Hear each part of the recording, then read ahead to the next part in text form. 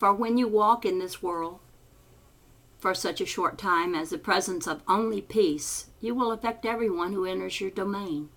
They may not understand it. They may indeed think it's because of your body that they're attracted to you. They may think it's because of the wisdom that seems to pour forth from your mouth, although you won't remember what you said when you're done, because it's not you doing the talking. But they will feel the presence of peace, and it must necessarily touch that place of peace in them. And when that window opens, light rushes in, and their process of awakening can deepen, continue, or perhaps begin. Please understand that the ascension has been completed, waiting only on your remembrance that you are not something separate that must be taken somewhere or must experience some exalted state, so then you can say, now I've got it. The exalted state of the rebirth of the kingdom of heaven on earth waits on your acceptance of what is true now. Can you imagine what it would be like tomorrow? If tomorrow you walked through this world and every time your brother or sister said, "Oh God, life is such a bummer. What about this presidential election?" and you chose not to participate in that energy. Not that you pick up yourself and run from them, but that you transcend that limitation and shine forth only love and peace. You will know what to say because the world's words will be given unto you, even as they were always given unto me. Know ye that which is called the Sermon on the Mount? When those words poured forth afterwards, some of my friends that the world has mistakenly called my disciples came up to me and said, "Oh Lord, that was so beautiful. It was so incredible." I looked at them and said, "What did I say?" It wasn't planned. I am not the doer or the maker. Of myself I do nothing. The Father through me does all things. It was awfully difficult to get them to understand that because the ego needs to set others on pedestals, because it fears recognizing that the same power dwells within it, you will be the ones sprouting forth sermons on the Mount. They may be sermons in parking lots. They may be sermons in grocery stores. Does it matter? One temple is as good as another. I ask you as your brother and as your friend to begin to contemplate your willingness to join with me in the atonement, not by needing it, but from the foundation of your recognition that it is already completed within you. Some of you know what it means to be taught that you must honor me as if I am separate from you, but I say unto you, he that does not honor the Son that dwells in fullness within their own heart, in no wise honors me. No matter how many prayers, no matter how much supplication is given unto images of me made in the minds of mankind. But when you, the Holy Son of God, honor the Christ that lives within you, indeed, let it be known that you have honored me as your brother, as your friend, and as your equal. And if that sounds like sacrilege in your world, then so be it. I can't help it because it's the truth.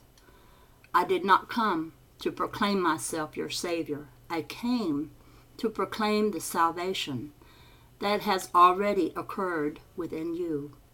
I came to mirror to you the truth of your being.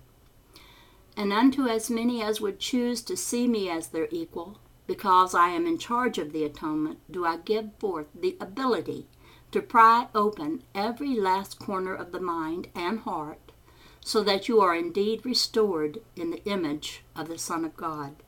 And if that happens to involve healing of the body, so be it. Unto you there is extended in this hour the choice to choose with me to be the presence of the atonement. And in this, ascension is already completed. And every time you choose joy, every time you choose gratitude, every time you choose unlimitedness, every time you choose to allow vision to be your guide, you walk with me, and we walk together in the kingdom of heaven. Understand well then, there is not one corner in your life that cannot be transformed if there is a need for it when you choose love instead of fear. For love begets healing. Fear must necessarily deny it. And that love is in you now. When I said to a group of friends, go forth and teach all nations, all I said to them was, go forth and teach only love. For by teaching it, you must necessarily learn it. And as you witness the miracle of the extension of love through you and what it does in the lives of your brothers and sisters, you must necessarily then know that the miracle has already occurred within you. That is the process whereby your fearful dreams are translated into dreams of safety. And as you see that you are safe, you open more and more. And the power of miracles and the power of light can flow through you even more freely. That is the importance for you of choosing to teach only love, to feel a passionate desire to be the presence of love, not to settle for anything else ever again. For your choice to settle for less than love has given birth to all worlds that have mirrored the illusion of separation from God. And you know that you know these worlds well. You've tried every byway and every dead end. Live with a passion to be the presence of love. And if one says unto you, lo, the kingdom is here, and another says, no, it is there, stop and smile and say, precious friends, the kingdom of heaven is within thee, as it is within you. Let us therefore rejoice and be glad in this day, for in this moment it is given unto us to be the light of the world. And wherever two or more of us come together, Christ abides.